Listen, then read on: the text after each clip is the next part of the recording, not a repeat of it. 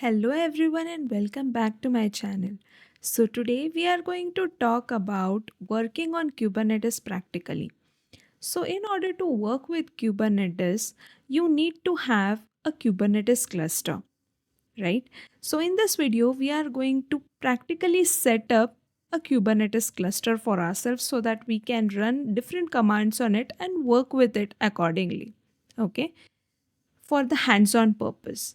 So over here, we can either set up the cluster locally or we can set it up using on cloud. Okay. So there are two different ways. But in this particular video, we are going to prefer running the cluster locally.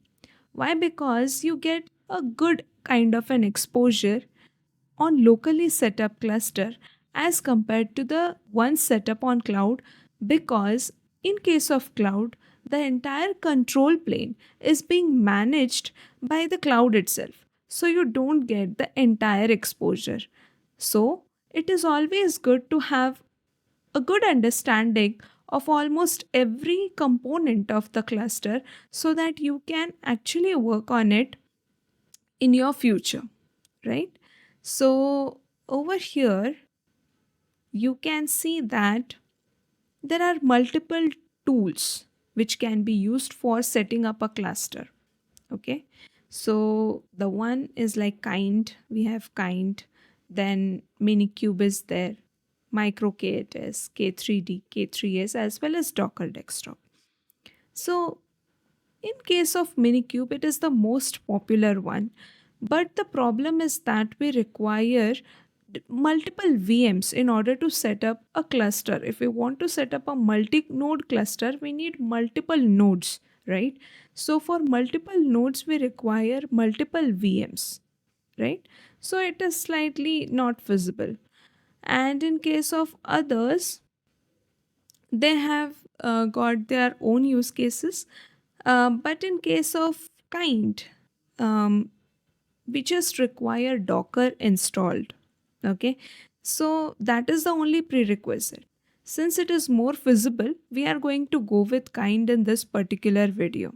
Okay, so we can also go with Docker Desktop, but it has got certain limitations. Okay, so the one that we are going to consider is Kind. And let us also see the options available with cloud. So basically, you as we all know, the most popular clouds that we have, that is AWS, Azure, as well as Google. So we can go with any of them for in setting up a Kubernetes cluster. Okay, so the cluster over here is known as EKS, that is Elastic Kubernetes Service. In case of Azure, it is known as Azure Kubernetes Service. And in case of Google, it is known as Google's Kubernetes Engine. Okay, so this is all about the ways we can set up the cluster. So in case of Kind, we have certain prerequisites. So the prerequisites over here are that we are going to install Kind on Windows. So we need to have the version of Windows to be 10 plus. Okay, it can be 10 or 11. Okay, and then also the Docker Desktop needs to be installed on your machine, and kubectl is also required in order to run commands. So basically we have Windows 11 on our machine, and we are going to install Docker Desktop as well as kubectl. Okay, so without wasting any time, let's get started. So now we are going to install Docker Desktop first.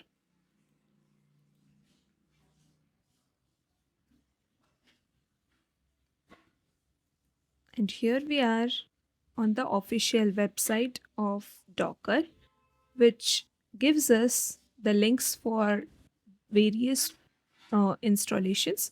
So I will be selecting the very first link for Windows, okay, x86 underscore 64.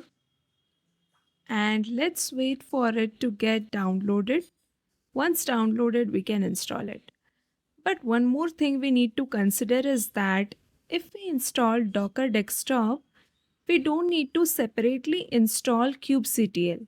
So it automatically installs with Docker Desktop itself. So this is one advantage while working with Docker Desktop. Okay. So now I think the download has been completed.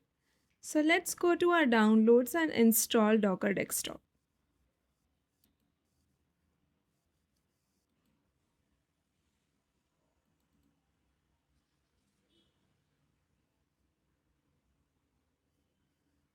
Yes. So it is unpacking all the files. Once unpacked, it is going to install these.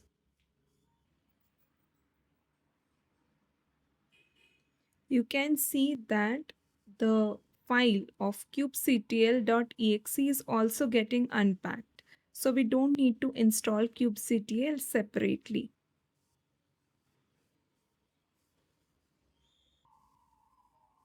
So now you can see that the installation has succeeded. So I will be just closing it, okay? Now over here you can see that the Docker desktop icon is visible. So I'll just click on it and check if everything is working fine. Okay. So there is some service agreement over here. I'm going to accept it. I'll go with Google.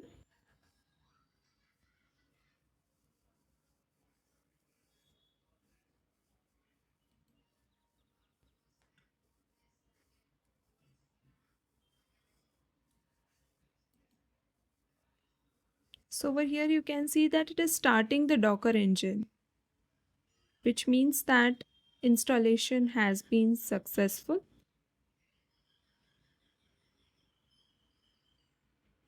Okay, great. So everything is in place. Now let me go to my command prompt and check if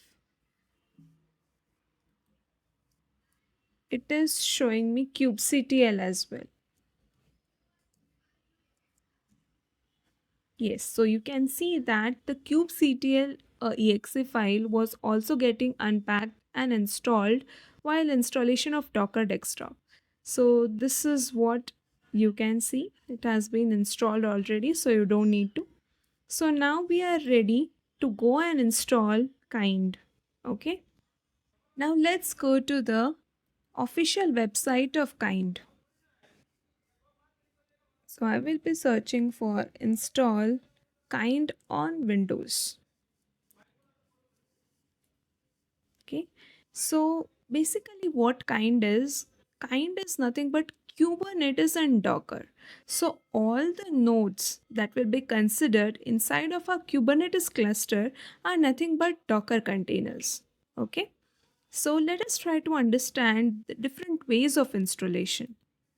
So you can either um, if you are a Go developer, you can install Kind using Go. You can also directly supply the downloadable release binaries. So let me check what all binaries are available over here. So installing from release binaries. So these are the ways through which we can do it. Okay, so in Windows we have this particular curl command through which we can download and install this particular exe file. Okay, but I think there is a more convenient method. So on Mac OS, you can go with brew install Kind, but on Windows, it is better to go with choco install Kind. So you just have to have the chocolatey package manager already installed on your Windows, and once it's done, you can just go to the PowerShell, run it as an administrator, and run this particular command of choco install Kind. Okay. And it will start the installation.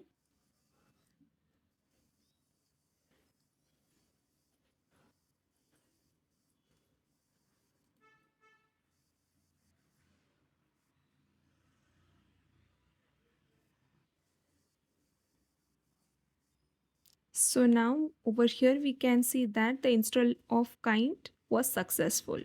So if I execute kind version,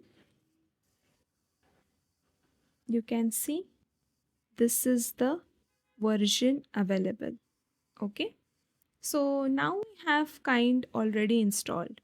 But in order to work with the cluster, we need to set up a Kubernetes cluster. Okay. So for that, there is a separate way through which we can do it. Again, we'll have to refer the kind documentation for the same. Okay. So let's go to the website again. Okay. Just give me a second. Yeah. So over here we have a section of creating a cluster. Okay. And within this, we can create the cluster using this particular, maybe this particular command. Yes. So this is kind create cluster command through which you can create the cluster.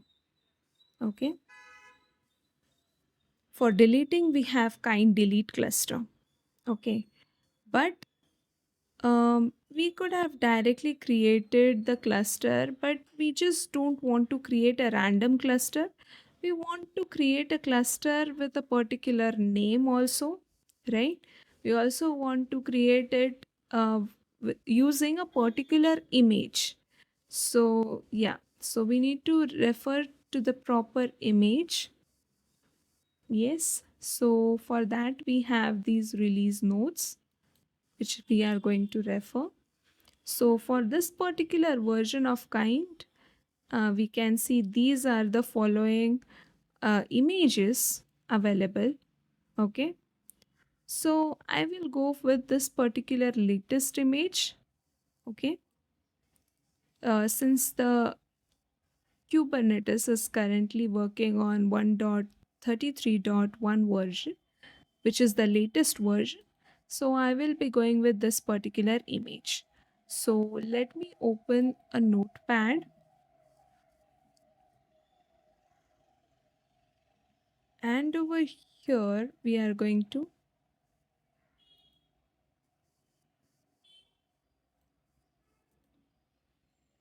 prepare our command. Okay.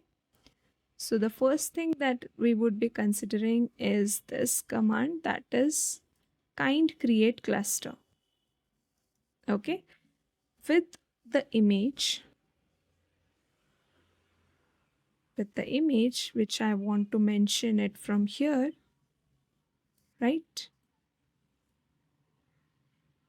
So this is the image that I want my cluster to use. Paste. Okay. And then after that, I also want it to consider a name for it. That is, let's say K8S cluster 1. Okay. So this is the command that I want to execute. Okay. So let me go for this command.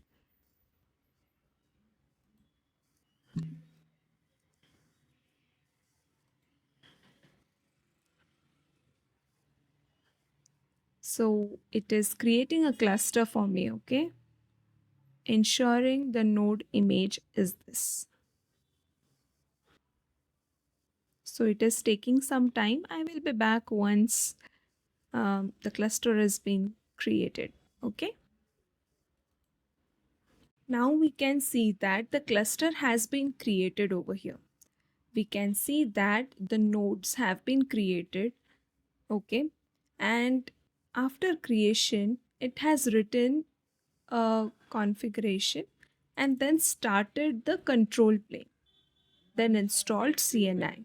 So CNI is something related to the network, which we are going to study later. Also the storage class. Okay. So for now, just try to understand that we have installed a particular control plane node in our cluster. Okay.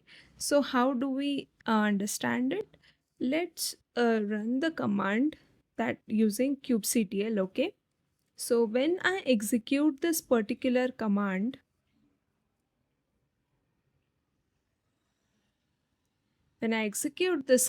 what happens is it first authenticates.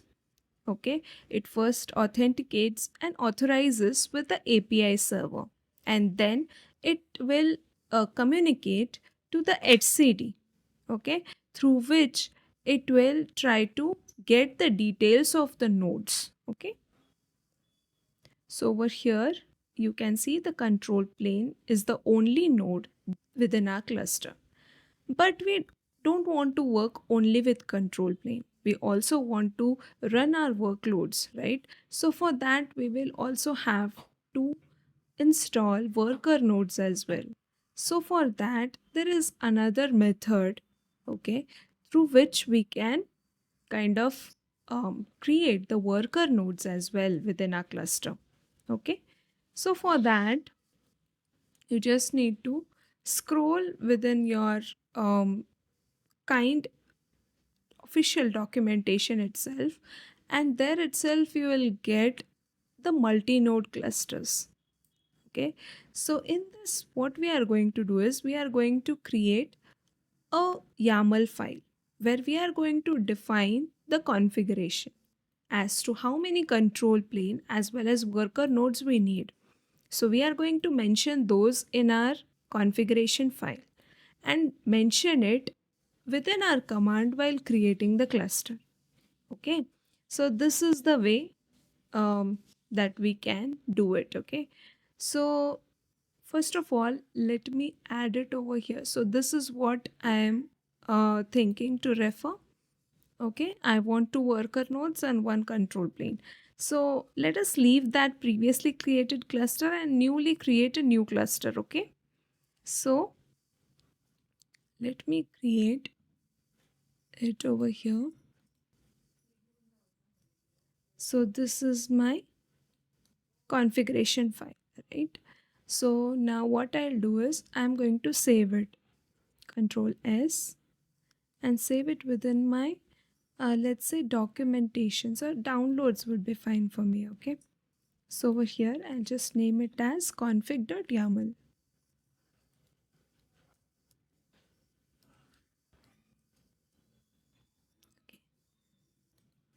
And over here we have multiple options. I can select YAML from here. Okay,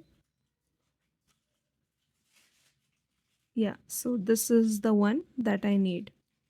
So I'll just keep it over here and save. Okay, so now this file has been saved within my download section. So what I'll do is I'll go over here. Okay,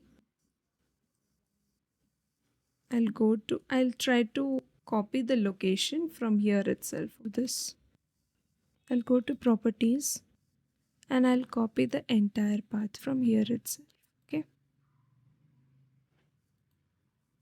and let's do cd downloads. Okay, now we are inside the downloads, and over here you can see that we have got our YAML file. You can see it, config.yaml here itself, right?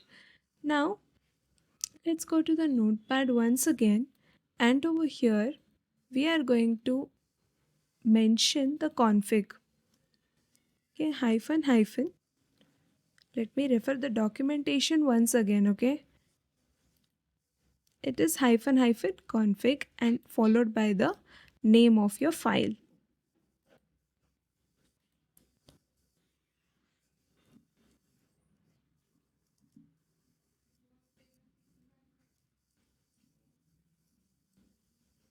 Okay, okay, it's YML, not YAML, right? It's not YAML. Fine. So I'll just and I'll rename the cluster because the cluster one is already created, right? We can't create the another cluster with the same name. Okay. So I'll just name it as cluster 2, and we are ready to create our new cluster with the two worker nodes and one control plane.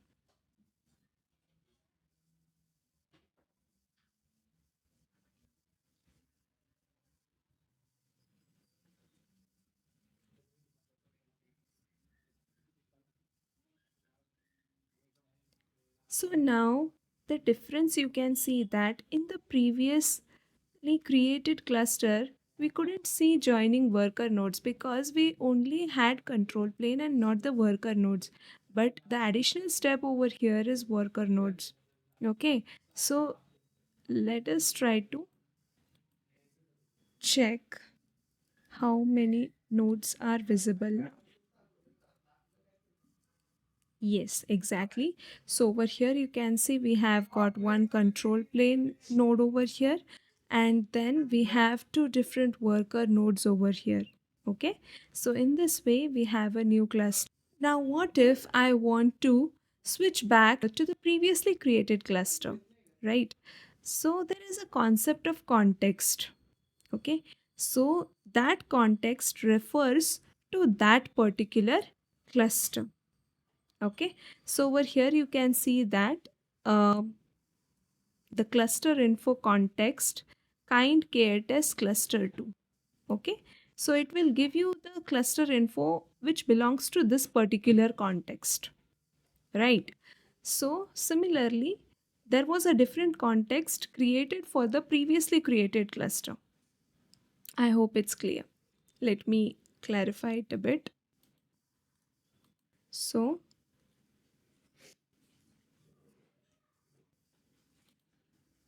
each cluster, suppose we create a cluster. Okay, so for that particular cluster we have the corresponding context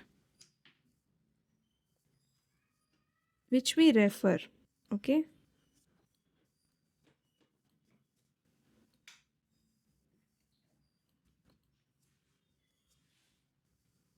we reduce its size. Okay,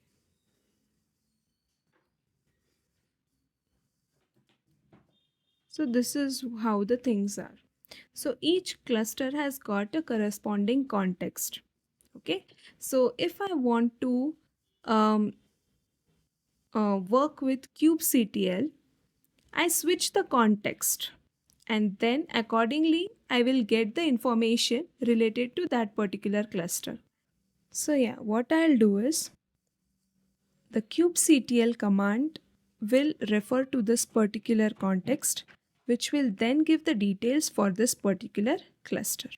Okay, now we are belonging to cluster, currently we are referring to cluster 2, right? But we want to refer to cluster 1 again, right? So for that we have a different command. So we can refer to that command from the Kubernetes cheat sheet. Okay, so we can refer it like this. You can search it from Google itself, and over here you can see the quick reference. And over here you can see kubectl config use context, right? So let me use context for the previous cluster. Oops, sorry. I think I need to copy it.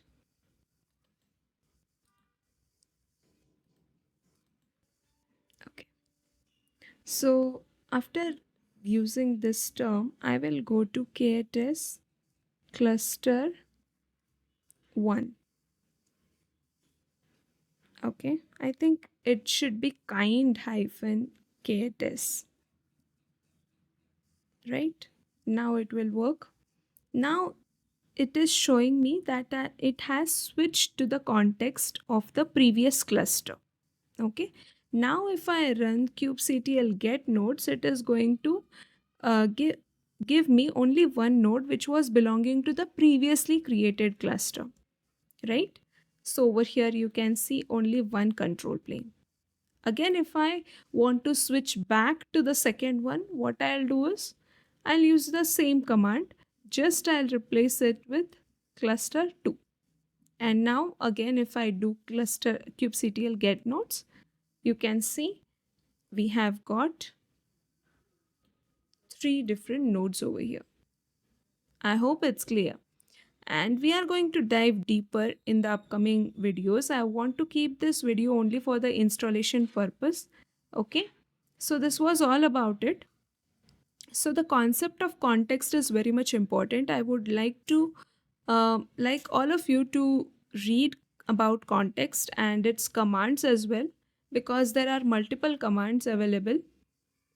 uh, yeah, so over here you can see, you can view the config in the raw form, and whatever JSON, you if you want it in a JSON format, it is visible in that way as well. Okay, just a second, it is not getting copied properly. So now over here you can see this is the kubectl config view, and these are the clusters. So we have got 2 clusters. So this is the cluster 1 and this is the cluster 2.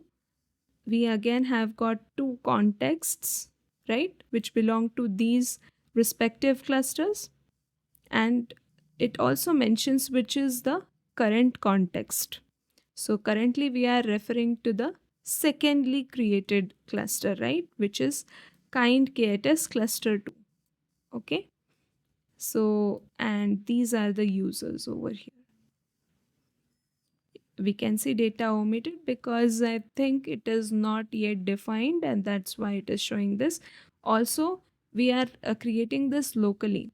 So there is no client certificate data as such. So that's why it is showing it that way. Okay. So rest of the things, I hope it's clear with respect to the context and clusters. In the upcoming videos, we are going to dive deeper. So stay tuned. And I would like all of you to go through the cheat sheet for our config as well as context related commands. That's it. Okay. So, yeah, thank you so much. I hope this video was really helpful to all of you. And also, kindly like, share, and subscribe to the video if you really found it useful, so that this video can reach maximum people. Okay. And I would also like uh, ask you to kind of hype the video so that it can reach in the most trending videos, and accordingly YouTube will recommend it to more people. Okay, so yeah, thank you so much. um, have a nice day.